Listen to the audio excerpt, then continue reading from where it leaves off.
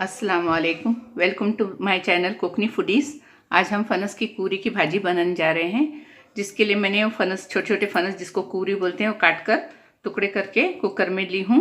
अब मैं इसमें पानी, हल्दी, नमक और थोड़ा सा तेल डालूँगी और कुकर में 7-8 सीटी होने तक पकाऊँ। और इसको फूस भाजी भी बोलते हैं। इसमें अभी तक गरे तैयार नहीं हुए, फनस के जो ये है फल वो तैयार नहीं हुआ, इसको फूस भाजी भी बोलते हैं। और वो गरे की भी तरकारी अलग से बनाते हैं, उसका तरीका अलग है और वो खाने में थोड़ी मीठी मीठी लगती है। अभी मैं इसमें 1 जग पानी डालूंगी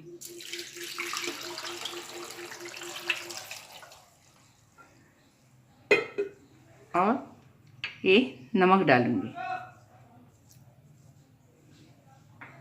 हल्दी भी डालूंगी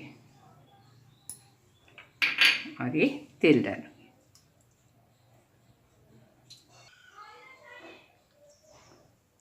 और तेल मैंने इसलिए डाली हूँ क्योंकि फनस को चिक रहता है, एक तरह का जो हाथ को चिकटता है, बर्तन को भी चिटकता है। तो तेल डालने से बर्तन में वो चिक लगेगा नहीं और अच्छे से बॉईल हो। अब मैं इसे कुकर को ढक्कन लगाकर गैस पर रख रही हूँ।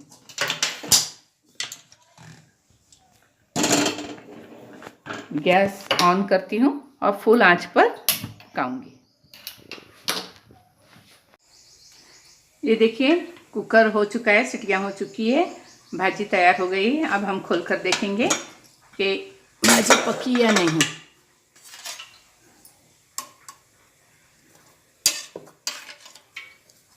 ये देखिए पक गई है। हाँ, अब हम इसे परात में निकालेंगे।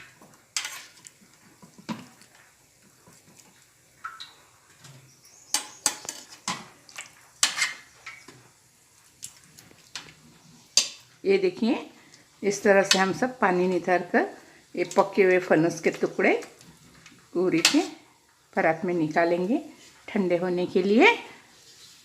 और फिर मैं आपको इसको किस तरह से छिला जाता है बताऊंगी।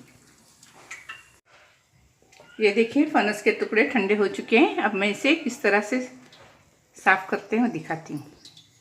इस तरह से ये जो कांटेदार हिस्सा है, उसका कांटेदार हिस्सा है वो हमें काट कर निकालना है।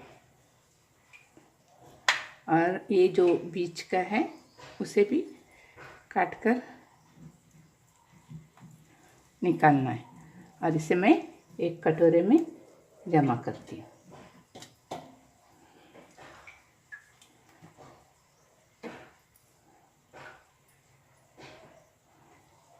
ये देखिए ये कांटेदार हिस्सा है, इसे हमें उससे अलग करना है।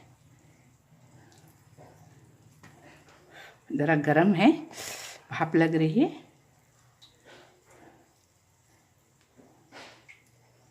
अब इसका जो बीच में का डंठल है वो भी हमें निकाल कर फेंकना है। ऐसे ही हम सब टुकड़े साफ करेंगे। ये देखिए पूरी भाजी छिलकर और उसको साफ करके हो गई है। अब इसे हम ऐसे बारीक बारीक ऐसे करेंगे।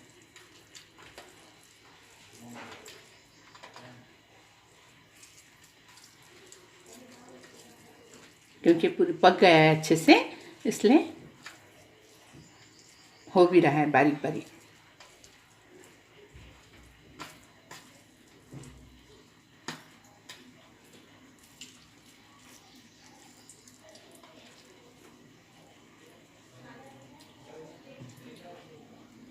ऐसे ही हम पूरी भाजी को बारीक कुस्कुरेंगे।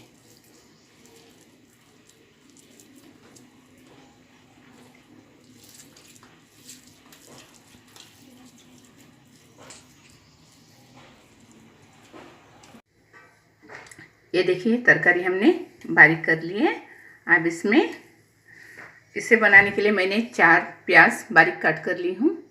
और ये तिलकुट है, ये तिलकुट इसमें कोकनी लोगों का ये तिलकुट, इसमें काले तिल, लाल मिर्ची सूखी, लहसुन और नमक डाल के कूटा जाता है, इसको तिलकुट बोलते हैं।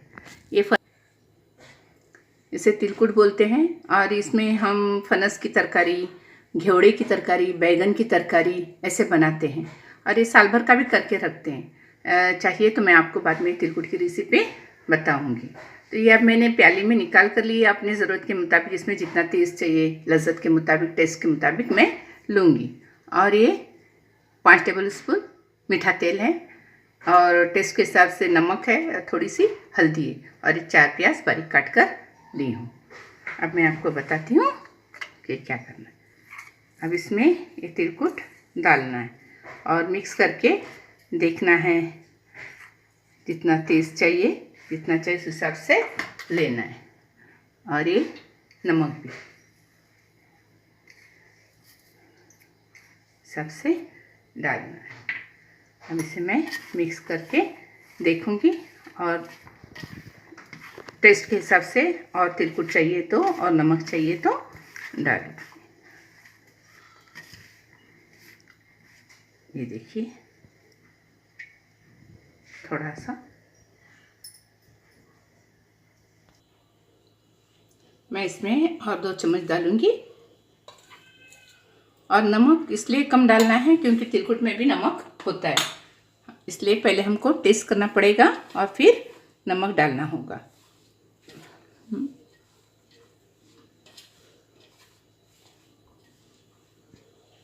इसमें हल्दी भी डालूंगी। ये आप मिक्सचर तैयार है। अभी मैं गैस ऑन करके उस पर देगची रखती हूँ। ये देखिए मैंने गैस ऑन किया, उस पर टोप रखी हूँ, लगनी बोलते हैं इसे। ये गर्म हो गई, इसका पानी सूख गया। अब मैं इसमें तेल डालूंगी।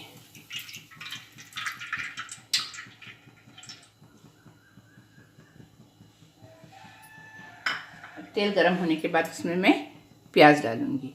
और ये जो तिलकुट है तुम अपने लज्जत के हिसाब से डाल सकते हैं। अगर आपको तेज़ चाहिए तो और तिलकुट डालना, या फिर जिस हिसाब से आपके टेस्ट के मुताबिक तिलकुट इस्तेमाल कर सकते हैं। अब ये तेल गरम हो गया है, मैं इसमें प्याज, कटी हुई प्याज डालूंगी।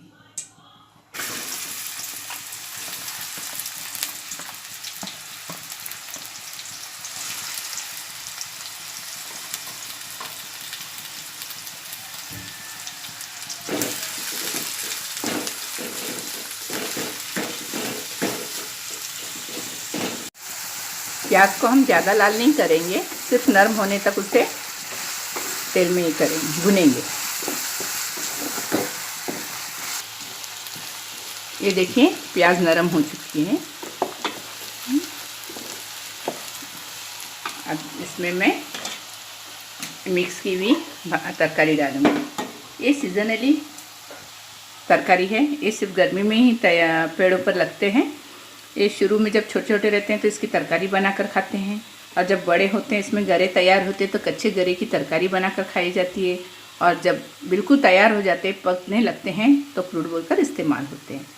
ये कोकन का बहुत ही लज्जतदार टेस्टी फल है। अब हम इसे इस तरह डालेंगे।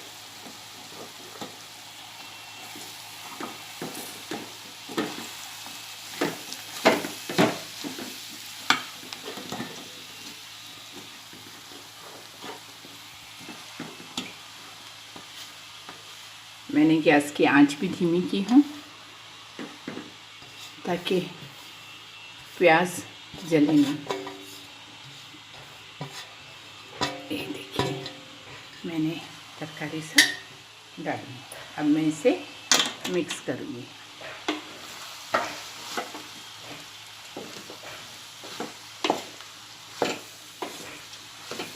प्याज में पूरी तरह से मिक्स करूँगी। अच्छी हम इसे धीमी आंच पर ही चम्मच से हिलाते रहेंगे, वरना ये नीचे लग जाएंगे। अब आप सोच रहे होंगे तरकारी में इतना मैंने तेल क्यों डाला। तो ये जो तरकारी है पूरा तेल सोख कर लेती है। अगर इसमें थोड़ा तेल ज़्यादा नहीं डालेंगे तो एकदम सूखी सूखी भाजी लगेगी और खाने में थोड़ा अच्छी नहीं लगेगी। इसलिए इसमें थोड़ा तेल ज़्यादा डालते हैं, ताकि इतना भी ज़्यादा नहीं कि तरकारी के बाहर तेल दिखाई दे। इतना भी नहीं तेल डालेंगे, बस देखिए बर्तन में तेल कहीं दिखाई देता है नहीं, इस हिसाब से हम तेल डालेंगे। अभी थोड़ी टाइम तक हम ऐसे ही चम्मच हिलाते रहेंगे और फिर गैस बंद करेंगे। ये हमारी तरकारी तैयार हो गई और 2 मिनट में से इसी तरह हिलाते रहूँगी और फिर आपको प्लेट में निकाल कर दिखाऊंगी।